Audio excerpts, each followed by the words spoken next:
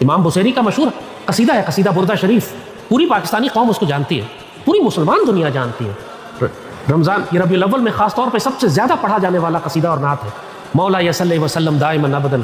علی حبیبک خیر الخلق کلہم۔ امام بصیری بیمار تھے، بہت سخت مریض تھے، آپ کو بالکل شفا حاصل نہیں ہو رہی تھی، اور آپ بادشاہوں کے لیے قصیدے، اس زمانے میں امام نہیں تھے، اس زمانے میں آپ بادشاہوں وغیرہ کے لیے قصیدے لکھا کرتے تھے، تو خیال آیا کہ میں ساری عمر بادشاہوں کے لیے لکھتا رہا ہوں، ایک دن سیدی رسول اللہ کے لیے بھی تو میں لکھوں۔ بیمار بھی تھے، دل نرم ہوا تھا، تو آپ نے بہت پیار سے یہ قصیدہ بردہ شریف لکھا۔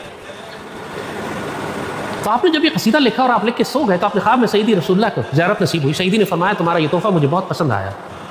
اور سیدی نے اپنی چادر ان کو انعام میں تحفے کے طور پر دی۔ جب ان کی آنکھ کھلی تو یہ چادر ان کے جسم کے اوپر پڑی ہوئی تھی سچ مچ میں، اور ان کی بیماری دور ہو گئی تھی، بیماری ختم ہو گئی تھی۔ عربی زبان میں چادر کو بردہ کہتے ہیں، اسی لیے اس قصیدے کا نام قصیدہ بردہ شریف پڑ گیا، وہ قصیدہ چادر والا قصیدہ، کیونکہ سیدی رسول اللہ نے اپنی چادر ان کو عطا فرمائی، خواب میں زیارت میں تشریف لائے اور سچ مچ میں وہ چادر ان کے جسم مبارک پہ تھی۔ آپ خوشی سے اٹھے، فوراً آپ بازار میں نکلے، آپ کی صحت اللہ نے عطا فرما دی، اب اٹھ کے جیسی بازار میں پہنچے، راستے میں ایک اللہ کا ولی، ایک درویش کھڑا تھا، ان کو روک کے کہتا ہے رات جو تم نے اشعار سیدی کی شان میں فرمائے مجھے دو۔ اللہ اکبر وللہ الحمد۔ وہ اشعار انہوں نے اپنی ذات میں لکھے ہیں، خود بیان کیے ہیں، ابھی کہ دنیا میں کسی کو نہیں بتائے۔ وہ سیدی تک پہنچے، سیدی نے اپنے تمام فقراء اور اولیاء میں ان کو تقسیم فرما دیا کہ یہ امام بصیری سے جا کے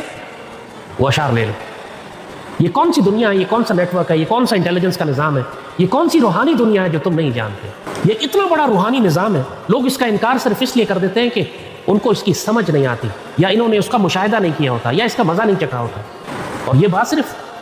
چند افراد پر محدود نہیں ہے،